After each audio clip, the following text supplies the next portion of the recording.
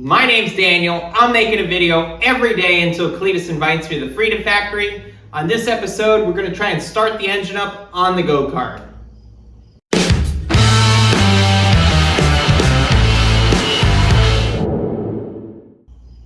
So in the last episode, we got this engine mounted on the go-kart. It's on here now. So I think the next thing is I want to get it started and running on here. It's a rebuilt engine. I ran it on the stand, so it should run fine. It's just we need to wire it and everything. Put a kill switch in somewhere, which I'm thinking maybe on the steering wheel might be a good thing, so you can just flick it while you're driving maybe. That's where I'm going to start out with it anyway. But yeah, do the wiring, get it running, and rev it up a little bit. I think that's going to get a lot of views. I think people want to see it running on this thing. I think that's just going to get a lot of attention and help the channel grow so I can get monetized and buy some more parts for this thing so I can complete it. So it ran on the engine stand, but this starter was giving me a little bit of trouble. It looks brand new, but it was on the shelf. My dad wasn't using it, so it might just be a piece of junk. I don't know. But I do have something else we could use. So I have a power wire running to the starter from when we tested it. I think it's just like a truck one or something, like a square body one. And it runs to about here. I can squeeze a little bit more out of it. So I think our battery can go in this general area. We'll probably just sit it there for today. We won't worry about mounting it. But I think what we're gonna do is use this other harness I have over here and the starter that I got for free 99. It was at the car show. The guy said, I think it's for a Jaguar or something like that. And I looked right at it and I said, that's a small block Chevy starter. And I said, I need one of those. So I've got a whole wiring harness, positive, negative. The negative comes up and grounds to the engine mount. So we'll just use one of our engine mount bolts. And the starter might be better than the one we have. We just got to clean all the oil off of it with some brake cleaner and run a wire for the key switch thing, which we're just going to use like a push button. I just got that from AutoZone. I will have to use these little adapter guys because I don't have a side terminal battery at the moment, so I'll use those. And as long as it's the same length as that, that will be awesome. That will get our main power running from there to the starter. And then we will need a wire for the HEI and then a wire for the starter. So when you push the starter button, the starter spins. So that's all we'll need to actually get it running. And then I'll throw the carburetor on it and I'll just put a little bit of fuel in the bowls to start it up. We'll rev it up on there and I think that'll be awesome. So we'll also try and mount the switches and stuff like that. I would like to move these gauges somewhere else because they're not going to do any good there really. If we could move them somewhere where we could kind of see them, that would be cool too. I don't know if we're going to get that far in this video, but we're going to plan for those too to go somewhere. So all that's going to happen here, and we're going to try and get this thing running in this episode. All right, 1 can of brake cleaner and some scrubbing later. And it looks a heck of a lot better. I'm debating if I should squirt some black paint on it or not. I really want to move forward though. So I'm going to say no. I don't think you can see it anyway that much. So let's just say no and bolt it on. I'm about ready to bolt this thing up. I did run a new trigger wire to the relay on the starter or solenoid or whatever because the one on there was just this little piece and I just ran a whole new one. I ran it up under here. I'm not sure if I'm going to stay in here or not, so I'm just going to leave that like that for the moment, but it's run long. I've got a whole spool here to use, so I'm going to mount it up and then I'll figure that out once I get these wires ran and everything. The other thing too is this old starter was a little bit bigger, but as far as I can tell, V6 and V8 Chevy starters are the same. It looks like the same bolt pattern and everything. I mean, that sure looks like the same bolt pattern, so I think it's gonna work. If it doesn't, I can just unbolt this harness and put it on there. So no time lost. Let's see if we can get this other starter on there. All right, we got the starter bolted up, the wire run. It's a little short. We're gonna have to put the battery right there on the seat for now. Maybe we'll revisit that down the road, or maybe it'll end up working out there. But for now, we're just gonna rest it on the seat, hook everything up, And we need to wire in our switches for the power on and the push start.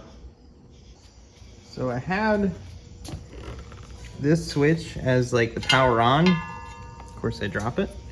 This was the power on to the coil. So I think this is going to do the coil still, but I'm also going to have it turn on these two relays. So it's going to trigger these relays when it's on, and then one will activate the starter and the other one will activate the fan. That way when we flip that switch off, you can't accidentally bump the starter and the fan won't stay on. So I think that's going to be the plan in the wiring. I don't think there's any more wiring necessary on this thing. It's pretty simple. So let's start jamming away at that. So I'm trying to think about the wiring before I run everything, like where everything's going to go. I think that the on-off switch could go right here, and then we'll have a hand on each side, and you can flick it with your thumb or something. You can catch that pretty easily. So that's what I'm thinking there. And then I think down in here, I think we could stand the gauges up, and we'll just orient it so like the water temp is the most visible, because that's probably the only one that we really care about, is if it's overheating. And we'll have them all in here, and you can kind of move around a little bit if you really need to see the other ones. But I think we'll run that along one side, and then the other side I think we'll have the starter button, so that way when you straighten the wheel out, you could reach in and just hit the starter button. That's kind of what I'm thinking at this point, and then everything would be right in here, kind of out of the way. It's not going to get ripped on or anything or bumped into. So I think that's the plan. It's kind of cramped in here, as you can see, but I think that's going to work out good. So I think I'm going to wire it kind of like I said, and then those relays, I think I'm going to wire them as if they were screwed down to the floor like here or something like that. We might do that, or we might also put a piece of sheet metal in and stand them up or something. But I think if I wire enough, I mean, really, they're probably out of the way there. So we may just do that to keep it simple. But I'll just leave a little extra wire there so we have something to play with here. We could get really fancy and we could put a whole panel in here and then cut holes for gauges and stuff like that. But I don't know if I want to get that crazy with it, because nobody's going to see it pretty much except me. So we might just keep it super simple. So I got this push button start wired in. So you're going to push that guy, and that's allegedly going to start it. So one wire on here runs to the starter, the other wire is running to this relay.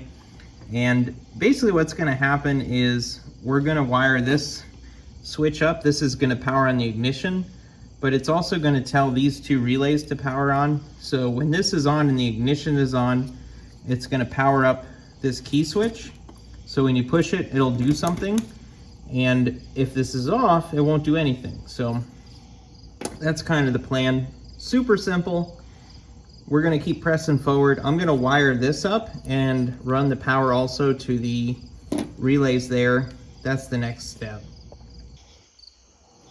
All right, so off of this wire, I've tapped in and I've added a fuse. I ran it through here a little bit because this is going to be up like that. So there's a fuse basically. We'll do like a 30 amp fuse. That's a pretty thick wire. And we're going to run that. I decided we're going to run it to this bus bar because it's basically like solid metal. It can take a lot of amperage. And what we're going to do, we'll run that 30 amp into, stand up, darn it. So we'll run 30 amp into here, and I'll jump the 30 amp over with some thick wire. So all of these on this side will have 30 amps, 12, obviously 12 volt from the battery, directly from the battery. And then one will go to ignition, like the little switch for the ignition. One will go to the relay for the fan. So the ignition switch will still tell it to turn on, but 30 amps will go directly through the 30 amp relay and then into the fan, which probably pulls 20, 30 amps. Same thing with the starter. So, and then we'll have an extra one for extra stuff if we want to add anything else. But I think that's gonna be the best way to do it. So I'm gonna wire that in now, and we'll run it up to the switch and we'll just keep going. So like anything else I ever do, it took entirely longer than I thought, but we're here. So I got the relays hooked up, I screwed them down. Everything's hooked up at this point. I did end up using a Wago. The Wago is holding those wires really strong, but those are for the key on wires. I have an extra place there for the gauges, like for the lights and stuff like that. I kept one other place because that could probably just come on with the switch. I don't think that's too big of a draw or anything like that. Keep that simple.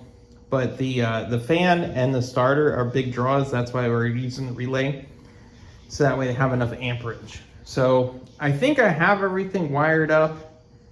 I think we're ready at this point to throw the battery on. Hopefully no fire or sparks or anything happens and we can hit it. I'm not going to start it because it's 2:30 in the morning, but I am going to see if it turns over. And then if it turns over, I'll throw the carburetor on and get it ready to start for the morning. That'll probably just take another 20 minutes or whatever. And then in the morning, we'll crank it up and start it. That way it can be running in this video. That's kind of the hopes and dreams of this whole video.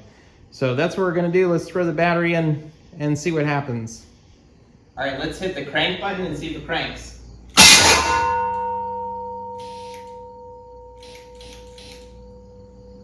So it did crank.